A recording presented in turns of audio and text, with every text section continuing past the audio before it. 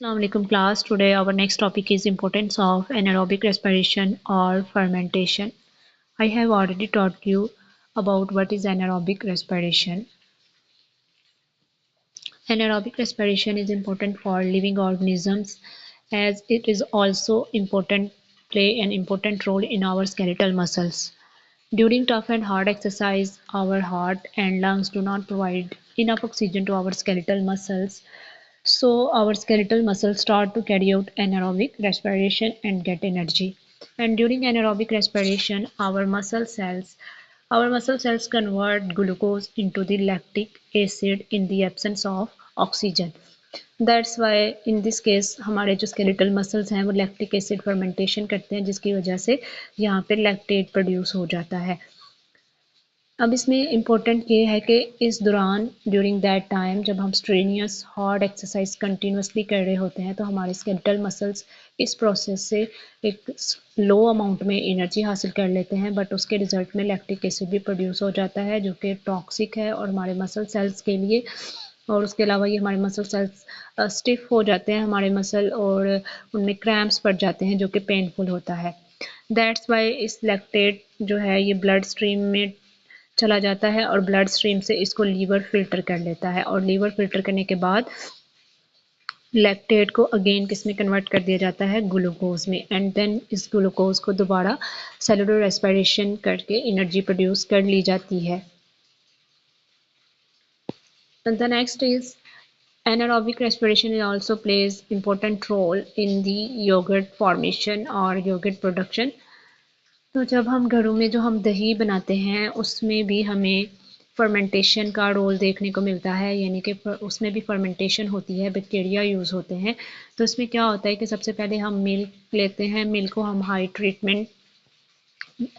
Treatment देते हैं 90 degree Celsius तक उसको हीट करते हैं। जब वो बॉयल हो जाता है तो बॉयल होने से क्या होता है कि एक तो उसमें से जो हार्मफुल बैक्टीरिया होते हैं ऑलरेडी उस दूध में प्रेजेंट वो किल हो जाते हैं और जो मिल्क प्रोटीन्स होती हैं तो वो भी डीनेचर हो जाती है, मतलब उनका स्ट्रक्चर चेंज हो जाता है। हाई टेम्परेचर पर मिल्क प्रोटीन जो है वो अपनी फोल्डेड और प्रॉपर शेप में नहीं रह पाती और वो भी चेंज हो जाती हैं।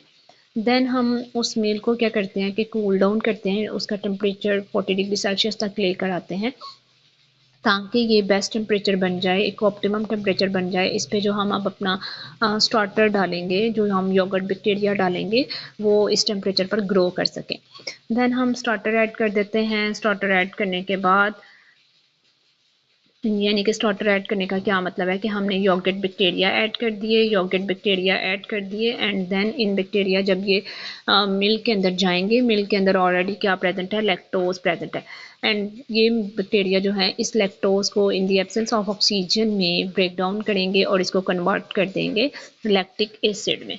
अब इसमें से लैक्टिक एसिड तो बनेगा ही, साथ में जो एनर्जी रिलीज होगी वो बैक्टीरिया उसको यूज़ कर लेंगे। लेकिन अब इस लैक्टिक एसिड का फ़ायदा क्या होगा, किसकी वजह से हमारा जो योगर्ट है उसको एसिडिक टेस्ट मिल जाएगा, सोर टेस्ट मिल जाएगा। तो इस तरीके से हमें फर्मेंटेशन की इम्पोर्टेंस पता चलती है कि विदाउट फर्मेंटेशन योगर्ट नहीं बन सकता। लेकिन हमें यहाँ से ये भी पता चलता है कि लैक्टिक एसिड की वजह से उसका टेस्ट चेंज हो जाता है, लेकिन जो मिल्क प्रोटीन्स हैं उनका एक इम्पोर्टेंट रोल है उस मिल्क को कर्ड में कन्वर्ट करने का। यानी कि जब ये मिल्क प्रोटीन्स के ऊपर मिल्क के अंदर एक प्रोटीन होती है जिसको हम कैसीन कहते हैं।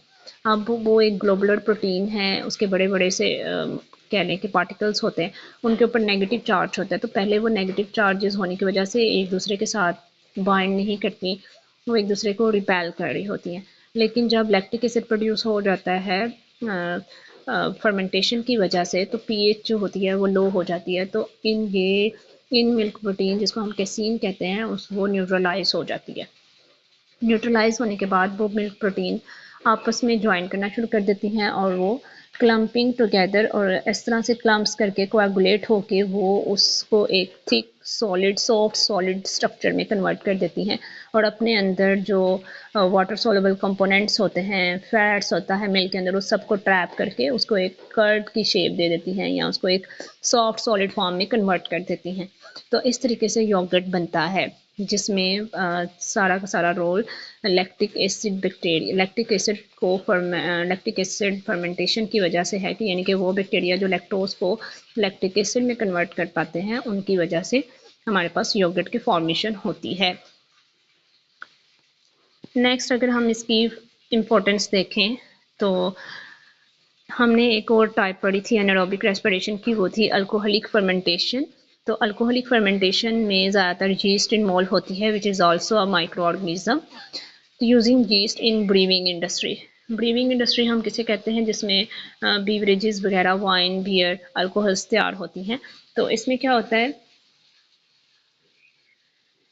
होता है, कि जैसे फ्रूट जूस, ग्रेन्स, यानी कि स्पेशली इसमें ग्रेप्स लिए जाते हैं, उसको थोड़ा सा जूसी फॉर्म में कन्वर्ट करने के बाद तो उसमें यीस्ट ऐड कर दी जाती है, क्योंकि उन ग्रेप्स के अंदर ऑलरेडी ग्लूकोज तो मौजूद होता है एंड इनको जिन कंटेनर्स में रखा जाता है उसमें ऑक्सीजन की सप्लाई बिल्कुल भी नहीं होती। तो देन ये यीस्ट क्या करती है, विदाउट ऑक्सीजन इस ग्लूकोज को यीस्ट किस में कन्वर्ट कर देती है, एथेनॉल में। और एथेनॉल को हम फिर अल्कोहल कहते हैं, या फिर इसे अल्कोहल में कन्वर्ट कर देती है। ग्लूकोज पहले पायरुवेट में कन्वर्ट होगा एंड देन वो पायरुवेट एथेनॉल में कन्वर्ट हो जाएगा। लेकिन यहाँ पे इसके साथ कार्बन डाइऑक्साइड भी बनेगी। एथेनॉल की तो अब एक अलग इम्पोर्टेंस है ना, कि हम जो है अल्कोहल ड्रिंक की जाती है उसमें इसका रोल है, लेकिन इस कार्बन डाइऑक्साइड का भी रोल है। और इसको किस में यूज़ किया जाता है, जैसे इवन फिजी ड्रिंक्स जो बनती हैं, जैसे कोका कोला है, पेप्सी है, इनमें ये कार्बोनेटेड ड्रिंक्स होती हैं। कार्बन डाइऑक्साइड को अंडर हाई प्रेशर उनमें ऐड कर दिया जाता है, जिसकी वजह से उनके टेस्ट पर भी फ़र्क पड़ता है, उनका टेक्सचर इम्प्रूव होता है और उनके फ्लेवर इन्हेंस होता है और एक टैंगी टेस्ट पैदा हो जाता है। उसके अलावा ये जो कार्बन डाइऑक्साइड प्रोड्यूस होती है, उसकी एक और इम्पोर्टेंस भी है कि इसमें हम ब्रेड डो वगैरह को, जो ब्रेड बनता है वो जो राइस हुआ होता है वो भी कार्बन डाइऑक्साइड की मदद से होता है।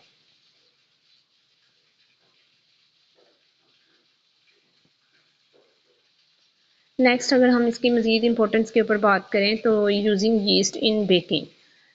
तो जब बेकिंग में यीस्ट को यूज़ किया जाता है फॉर मेकिंग ब्रेड, केक्स, तो देन इसमें क्या होता है कि हम फ्लोर ले लेते हैं, फ्लोर के अंदर यीस्ट ऐड की जाती है और उस फ्लोर के अंदर पानी ऐड करके उसको एक डो में कन्वर्ट कर दिया जाता है।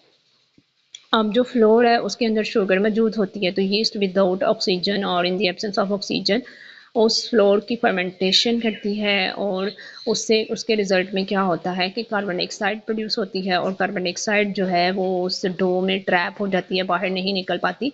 और यहाँ पे हमें ग्लूटेन जो प्रोटीन होती है उसका भी रोल नज़र आता है, ये नेचुरली फ्लोर वगैरह में प्रेजेंट होती है और ये ग्लूटेन प्रोटीन्स आपस में ज्वाइन करके एक फाइब्रस लाइक स्ट्रक्चर या फिर कह लें कि एक जेली लाइक स्ट्रक्चर देती हैं डो को, जिसकी वजह से एक नेटवर्क सा बन जाता है इन प्रोटीन्स के फाइबर्स का और ये कार्बन डाइऑक्साइड को ट्रैप कर लेती हैं। कार्बन डाइऑक्साइड जो है वो बाहर नहीं निकल पाती, तो कार्बन डाइऑक्साइड के जो बबल्स प्रोड्यूस होते हैं और जब हम बेकिंग करते हैं थोड़ा टेम्परेचर अप्लाई किया जाता है तो ये बबल्स मज़ीद एक्सपैंड हो जाते हैं, जिसकी वजह से डो जो है वो राइस कर जाती है। इस पिक्चर में आप लोग देख भी सकते हैं कि कैसे डो राइस की हुई है और ये जो डो का राइस होना है ये कार्बन डाइऑक्साइड की वजह से है, जो ड्यूरिंग अल्कोहलिक फर्मेंटेशन प्रोड्यूस होती है और ये यीस्ट करते हैं अल्कोहलिक फर्मेंटेशन। तो इस तरह से जो एनारोबिक रेस्पिरेशन है या फर्मेंटेशन है, इसको हम बहुत ज़्यादा इंडस्ट्रीज़ में इसको यूज़ किया जाता है। इवन जो अर्लीस्ट लिविंग ऑर्गेनिजम्स थे, जब एटमॉस्फेयर में ऑक्सीजन अवेलेबल नहीं थी तो पहले के जो लिविंग ऑर्गेनिजम्स थे वो भी एनर्जी प्रोड्यूस करने के लिए एनारोबिक रेस्पिरेशन को यूज़ करते थे। और उसके अलावा फर्मेंटेशन को यूज़ किया जाता है बेकिंग इंडस्ट्री में for making bread, for making cakes and also use in wine making. और उसके अलावा इससे बहुत सारी और भी चीज़ें जो हैं वो बनाई जाती हैं और चीज़ भी बनाई जाती है बैक्टीरिया को यूज़ करके। तो आई होप सो आपको ये टॉपिक बहुत अच्छे तरीके से क्लियर हो गया होगा। तो आप जो है इस टॉपिक को अपने बुक के पेज नंबर 106 से रीड कर सकते हैं। Thank you class. If you have any query you can ask from me.